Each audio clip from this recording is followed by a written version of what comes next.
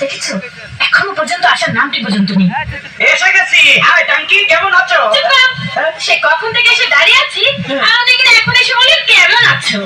কতক্ষণ দাঁড়াচ্ছ? না 2-3 ঘন্টা। শোনো, তুমি তো আমার জন্য দাঁড়িয়ে থাকবা, অপেক্ষা করবা, যেটা আমি বড় লোকের একমাত্র হোলা।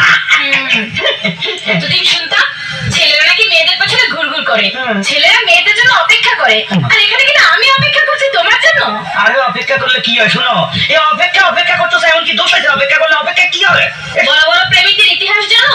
এই যে বিশ্ব প্রেমিকদের, বিশ্বপ্রেমিক, এটা আমার ইতিহাস আছে। হ্যাঁ হ্যাঁ আছে। বলো কি? সেই যে সম্রাট শাহজাহান তার মমতাজের জন্য তাজমহল বানিয়েছে। আরে যেটা বেসাল বাদ দাও, এই খবর আমি পরে লইছি, তুমি ইতিহাস বাদ দাও।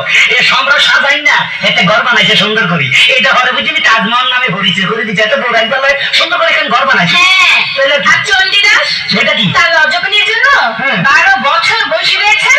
আরে দূর খবর নিয়ে দেখো, এত জাইলার বলা নাহলে এত বসি বাইরে দিলে এত মার করতে পারে, লাটার ফটো কি জানি করছে, ভেঙে গেছে নিয়ে না আবার ইতিহাস বানাইছে। ঠিক আছে ঠিক আছে, তাহলে লাইলি মজনু তাদের কথা এখন কি বলবে? কি কইলা?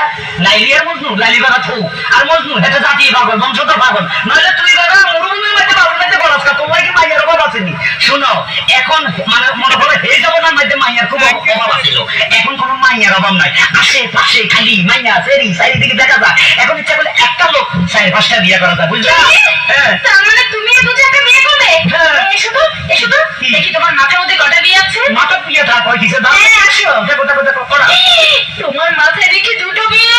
আরে তোর এই ব্যাপারে কোনো চিন্তা করো না, কোনো করে পুরো মাথা নাড়া করিয়া যাবামো, সুলহালে দিলে আর বিয়া দেখা যাইব না। শুনো, এত কথা কই লাভ নাই, এখন একটু লাভ স্টোরি কথা বলি, তুমি একটু কাছে আসো। I love you. I love you two.